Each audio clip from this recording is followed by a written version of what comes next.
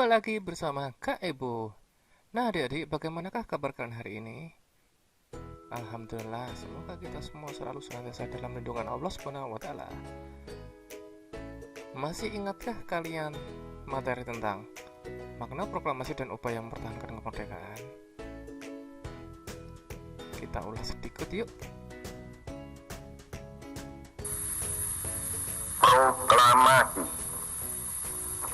Kami, bangsa Indonesia, dengan ini menyatakan kemerdekaan Indonesia. Ya, proklamasi kemerdekaan. Tentunya peristiwa yang penting menjadi tonggak sejarah bangsa Indonesia dalam mempertahankannya. Diawali dari bomnya oleh tentara Amerika Serikat di kota Hiroshima dan Nagasaki, akhirnya Indonesia membebaskan diri dari penjajahan Jepang. Perumusan teks proklamasi di rumah Tadashi Maeda diketik oleh Sayuti Melik. Nah, setelah proklamasi adalah beberapa upaya mempertahankan kepala daerah, yaitu mempertahankan kemerdekaan di pertempuran Surabaya, pertempuran Medan Area, pertempuran Ambarawa, dan peristiwa Bandung Lautan Api. Nah, pada kesempatan hari ini kita akan belajar tentang upaya mengembangkan kehidupan kebangsaan sejahtera setelah merdeka. Apa saja yang dilakukan pemerintah? Tentunya ada latar belakang mengapa upaya tersebut diupayakan pemerintah untuk kesejahteraan. Setelah proklamasi dan upaya mempertahankan kemerdekaan, awal negara Republik Indonesia berdiri dengan kondisi ekonomi yang sangat buruk. Masyarakat dalam keadaan miskin, persentasenya sangat banyak sekali. Hal ini disebabkan karena bahan pokok atau bahan lain itu sangat mahal akibat blokade ekonomi yang dilakukan di negara Belanda atau NIKA. Akhirnya pemerintah berupaya mengembangkan kehidupan kebangsaan. Bagaimana bangsa itu bisa sejahtera? Yang pertama adalah uang Republik Indonesia, 2 konvensi ekonomi, 3 pinjaman nasional, 4 badan perancang ekonomi, dan yang kelima adalah rencana Kasino. Nah, sekarang kita akan bahas upaya pemerintah yang pertama. 1. Uang Republik Indonesia yang disebut dengan ORI.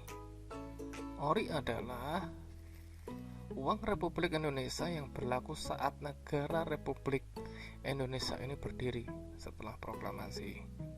Pemerintah melarang Indonesia atau warganya menggunakan uang dari negara penjajah per tanggal 1 Oktober 1946 dan diganti dengan ORI sebagai alat pertukaran yang sah saat itu.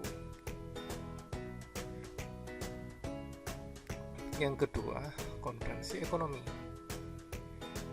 Konferensi ekonomi dilaksanakan pada Februari 1946. Konferensi ini dipimpin oleh Insinyur Darmawan Mangkukusumo atau disebut dengan Menteri Kemakmuran yang ditunjuk oleh Presiden Soekarno saat itu.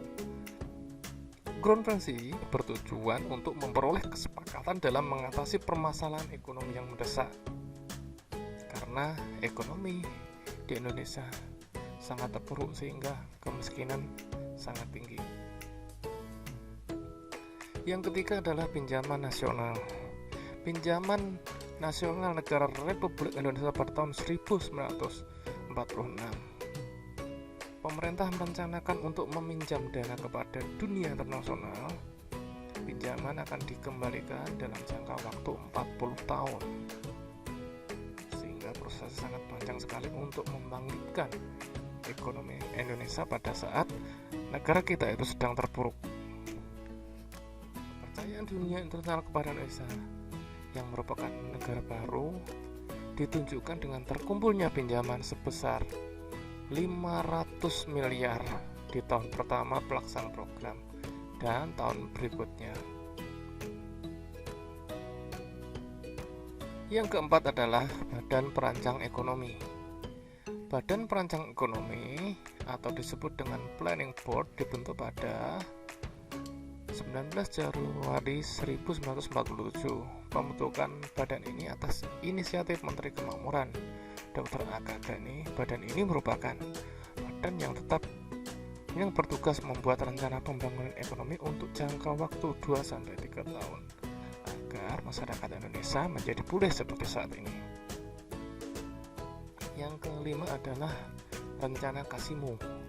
Kasimo ini adalah seorang menteri urusan bahan makanan, mencetuskan program antara lain: 1. Menanami tanah-tanah kosong di daerah Sumatera Timur. Di Jawa dilakukan intensifikasi dengan menanam bibit unggul. 3. Pencegahan penyembelihan hewan-hewan yang berperan penting bagi produksi pangan. Di setiap desa dibentuk kebun-kebun bibit.